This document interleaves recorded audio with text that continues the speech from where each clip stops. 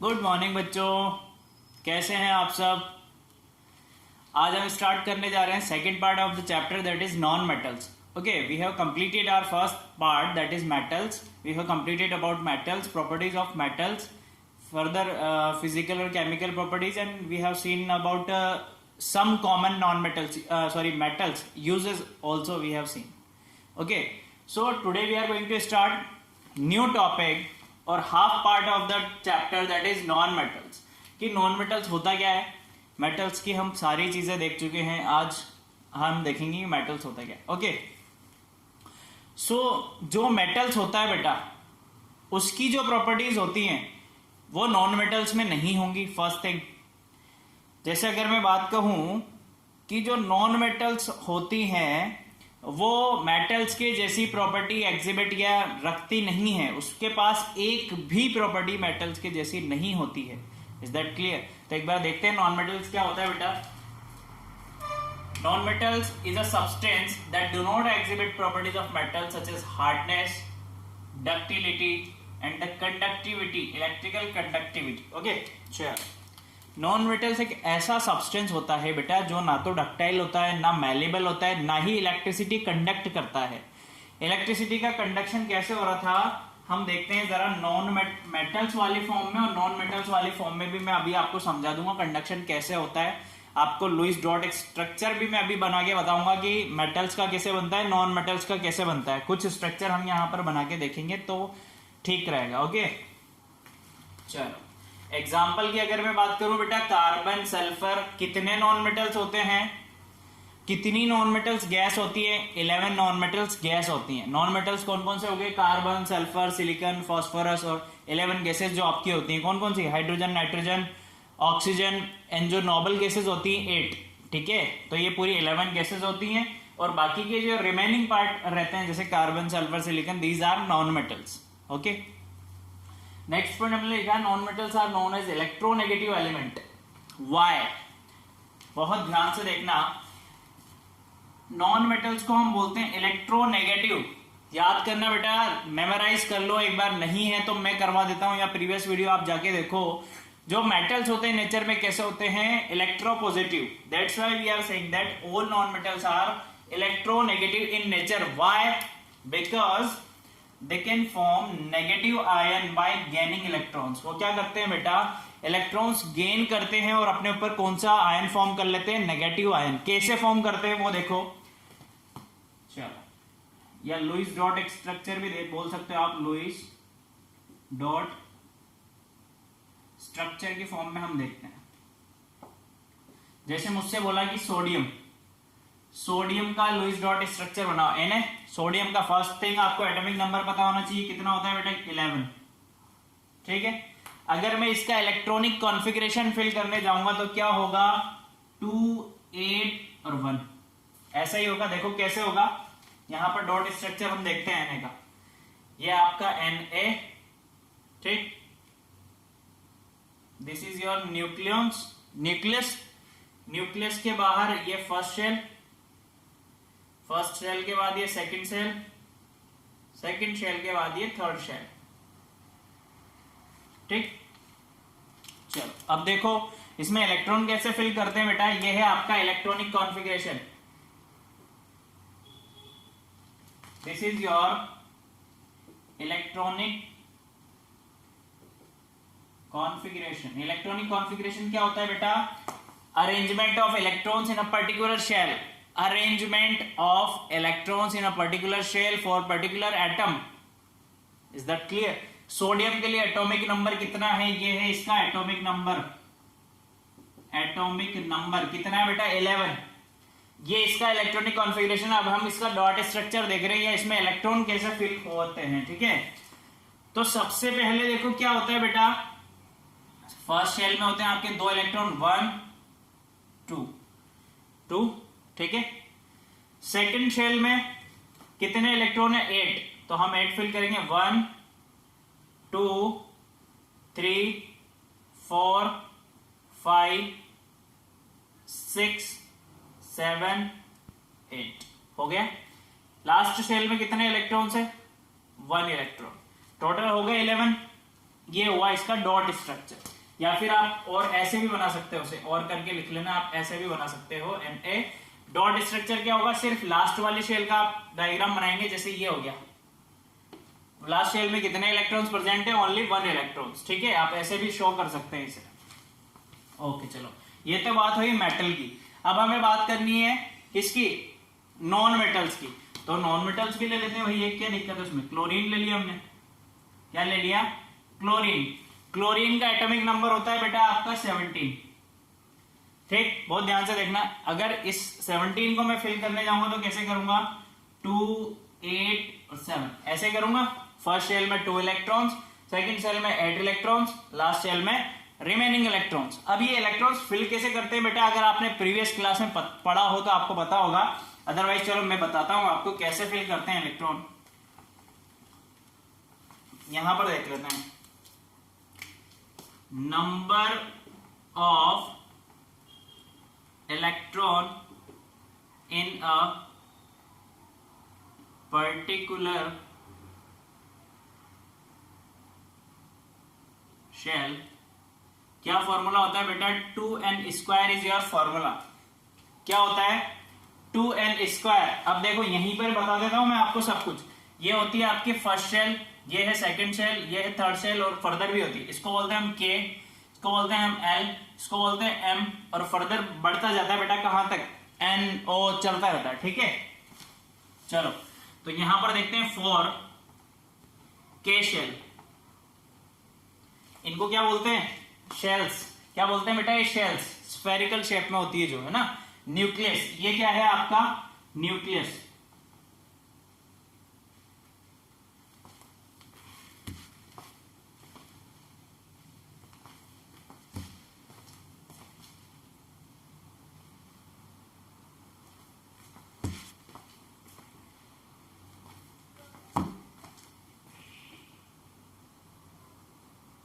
ठीक, न्यूक्लियस के outer shell में क्या होता है, आउटर मोस्ट में शेल्स होती हैं KLM। अब फर्स्ट शेल की बात कर रहे हैं हम, K शेल।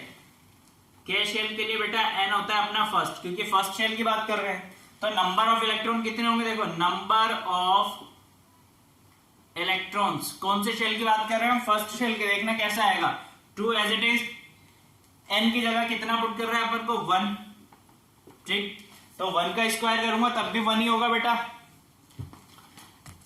1 का स्क्वायर में करूंगा तब भी 1 ही होगा। तो मेरे पास कितने इलेक्ट्रॉन्स आ जाएंगे, ऐसा लिखा हुआ था, कितने आ जाएंगे बेटा, 2 इलेक्ट्रॉन, ठीक। अब देखो मैं बात कर रहा हूं फॉर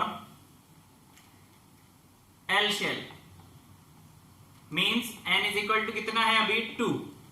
तो नंबर ऑफ इलेक्ट्रॉन्स कितने हो जाएंगे आपके पास, 2 का स्क्वायर, ये हो जाएगा बेटा 2 मल्टीप्लाई बाय 4, यानी 8 electron. Is that clear or not. अभी देखो for M shell, M shell के लिए N होगा आपके लिए 3, ओके। अब नंबर ऑफ इलेक्ट्रॉन कितने फिल होंगे, 2, 3 की पावर 2, यानी 2 मल्टीप्लाई बाय 9, यानी 18 इलेक्ट्रॉन, ठीक। अब बात कर लेते हैं फोर्थ शेल के लिए, for N shell, N is equal होता है आपके लिए 4। तो नंबर ऑफ इलेक्ट्रॉन्स कितने आ जाएंगे बेटा, 2, 4 का स्क्वायर, 2 मल्टीप्लाई बाय 16, यानी 32 इलेक्ट्रॉन्स इन N शेल। तो इस तरीके से हमने देखा कि किसी पर्टिकुलर शेल में कितने नंबर्स ऑफ इलेक्ट्रॉन फिल कर सकते हैं आप करते हैं अंदर वाली शेल आप बोलो, जिसे K शेल, फर्स्ट शेल जिसे आप बोलते हैं, उसमें 2 इलेक्ट्रॉन, उसके बाद 8 इलेक्ट्रॉन, फिर उसके बाद 18, फिर उसके बाद 32। Is that clear. ये सीरीज होता है, यही हम लिख रहे हैं, देखो 2 8 7 ऐसे ही फिल कर रहे हैं बेटा। फर्स्ट शेल में 2, उसके बाद 8, और फिर उसके बाद जितना रिमेनिंग रह गया है अपने पास, ऐसे ही फिल कर रहे हैं। ये शेल्स का स्ट्रक्चर ये रहा। अंदर होता है न्यूक्लियस, न्यूक्लियस में होता है आपके प्रोटॉन प्लस न्यूट्रॉन प्रेजेंट होता है, और ये बाहर के शेल्स में क्या होते हैं, ये इलेक्ट्रॉन्स प्रेजेंट होते हैं बेटा, ठीक है। ये शेल्स में क्या प्रेजेंट होता है, इलेक्ट्रॉन्स, और न्यूक्लियस में क्या प्रेजेंट होता है, प्रोटॉन एंड न्यूट्रॉन। ये समझ में आया, ये स्ट्रक्चर है आपके एटम का। चलो ऐसे हम इलेक्ट्रॉन फिल करते हैं, इतना समझ में आया। सोडियम के लिए हमने देख लिया था, पोटेशियम के सॉरी क्लोरीन के लिए हम देखते हैं, फिर देखते हैं कि इलेक्ट्रॉन नेगेटिव कैसे होता है नेचर में। बहुत ध्यान से देखो, ये इसका इलेक्ट्रॉनिक कॉन्फ़िगरेशन है। अभी फिल करेंगे तो कैसे करेंगे हम, ये क्लोरीन, ये first shell, second shell, third shell, ठीक। देखो फर्स्ट शेल में फिल करें मैंने 2 इलेक्ट्रॉन, फर्स्ट शेल में 2 इलेक्ट्रॉन ही होते हैं, क्लियर। सेकंड शेल की बात कर रहे हैं बेटा, कितने इलेक्ट्रॉन है, देखो ध्यान से, 8 इलेक्ट्रॉन, तो 8 फिल करने अपन को, 1 2 3 4 5 6 7 8, इज दैट क्लियर। 10 फिल कर चुके हैं, रिमेनिंग कितने हैं, 7, ठीक। 7 कर लें, 1 2 3 4 5 6 and this one is 7, count कर लीजिएगा आप।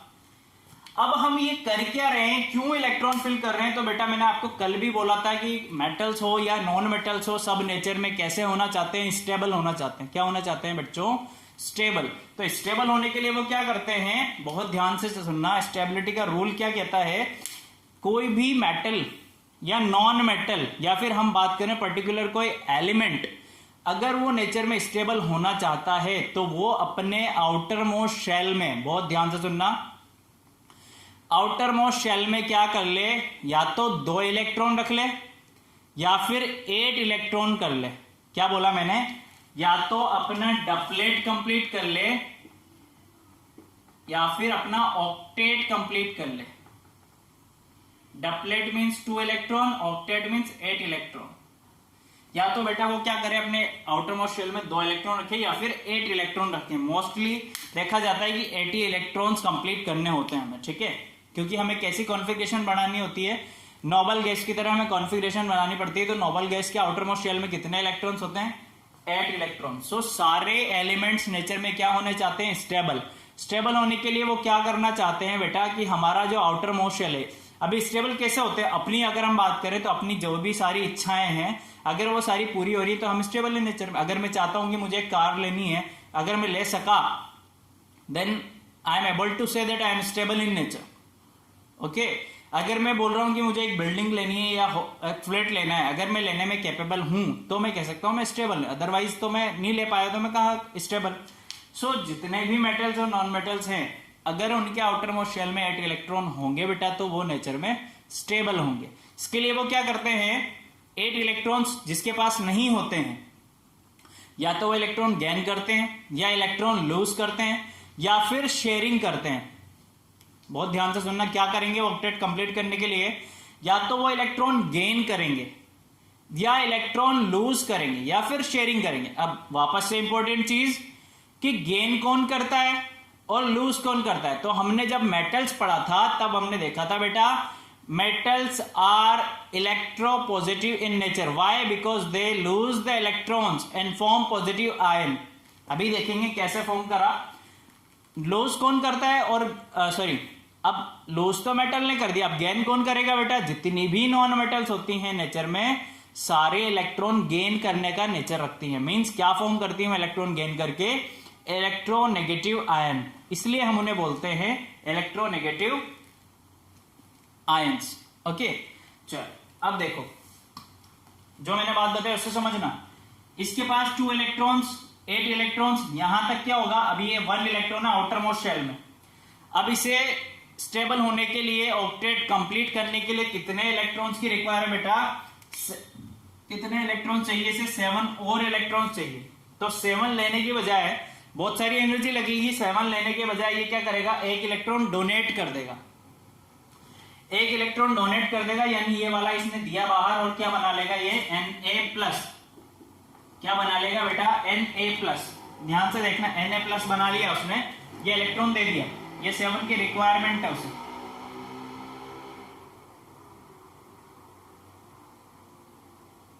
7 की रिक्वायरमेंट थी, उसने क्या किया, 1 लूज कर दिया। अभी स्टेबल, अभी क्या हो गया उसका ऑक्टेट कंप्लीट, 2 8 स्टेबल है नेचर में। इधर देखो क्लोरीन के आउटर मोस्ट शेल में कितने इलेक्ट्रॉन्स है, 7। स्टेबल होने के लिए, ऑक्टेट कंप्लीट करने के लिए कितने चाहिए होते हैं, 8। कितने की डेफिशिएंसी, 1 इलेक्ट्रॉन की। तो ये जाता है सोडियम के पास कि भाई मेरे को 1 इलेक्ट्रॉन की जरूरत है, आप मुझे 1 इलेक्ट्रॉन दे दो और क्या करें, हम दोनों नेचर में स्टेबल हो जाएंगे। आपके पास एक ज्यादा है, आप भी स्टेबल नहीं हो, मेरे पास एक कम है, मैं भी स्टेबल नहीं हूं, तो आप क्या करो, मुझे एक इलेक्ट्रॉन दे दो। तो ये इसे एक इलेक्ट्रॉन दे देता है। जैसे ही ये इसे एक इलेक्ट्रॉन देता है बेटा, देखो ऐसा होता है, फिर सोडियम के पास एक इलेक्ट्रॉन, क्लोरीन के पास 7 इलेक्ट्रॉन होते हैं, 1 2 3 4 5 6 7 इलेक्ट्रॉन। सोडियम के पास एक इलेक्ट्रॉन, क्लोरीन के पास 7 इलेक्ट्रॉन। तो सोडियम क्या करता है, अपना एक इलेक्ट्रॉन क्लोरीन को दे देता है, और क्या बना लेते हैं, ये Na प्लस Cl माइनस बना लेते हैं। Cl के ऊपर माइनस क्यों आया, क्योंकि इसने एक इलेक्ट्रॉन गेन किया। अगर 2 इलेक्ट्रॉन गेन करता है तो 2 माइनस आ जाता, 3 करता तो 3 माइनस आ जाता, 4 करता तो 4 माइनस आ जाता। ठीक है, इसके ऊपर +1 क्यों आया है, क्योंकि इसने एक इलेक्ट्रॉन लूज किया। अगर 2 इलेक्ट्रॉन लूज करता तो +2 आ जाता। इतना क्लियर है क्या, क्लियर है आपको इतना? ठीक है, ये डॉट स्ट्रक्चर बनाना आ गया आपको। एग्जाम में आपसे पूछ सकता है बेटा, कोई सी भी मेटल्स देके, कोई सी भी नॉन मेटल्स देके, आपको उनके एटॉमिक नंबर पता होने चाहिए, आपको उनका इलेक्ट्रॉनिक कॉन्फ़िगरेशन आना चाहिए। ठीक है, मैं बता दूंगा आपको, मेटल्स के एटॉमिक नंबर लिखवा दूंगा मैं 30 तक, उनके इलेक्ट्रॉनिक कॉन्फ़िगरेशन लिखवा दूंगा। Is that clear? ओके, चलो ये डॉट स्ट्रक्चर देख लिया हमने, ये कैसे पॉजिटिव बनाया कैसे नेगेटिव बनाया ये भी हमें पता लग गया।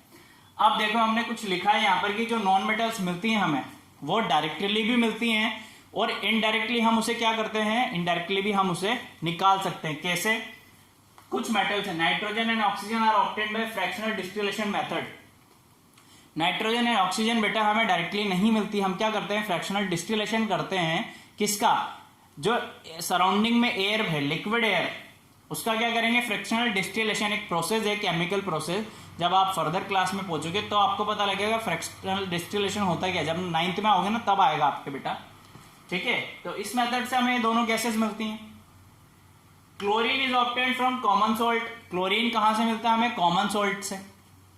Phosphorus and silicon are obtained their ores. Ores क्या होती है, जो इंप्योरिटीज होती हैं किसी भी एलिमेंट्स के साथ, वहां से हमें क्या मिलता है बेटा, phosphorus and silicon. Okay, so these all about non metals. इससे ज्यादा नॉन मेटल्स में कुछ नहीं है। हमें और क्या देखना है, हमें देखना है कि एलिमेंट्स का एटॉमिक नंबर क्या होता है, इलेक्ट्रॉनिक कॉन्फ़िगरेशन क्या होता है, और उसका डॉट स्ट्रक्चर कैसे बनाया जाता है, वो कैसे पॉजिटिव और नेगेटिव आयन फॉर्म करते हैं। ठीक है, ये मैं आपको बताऊंगा। ओके, फिर हम पढ़ेंगे बेटा physical property and then chemical properties of non metal. Okay, thank you, keep learning. अगर कुछ डाउट आता है बेटा तो you can freely to ask me. Okay, thank you.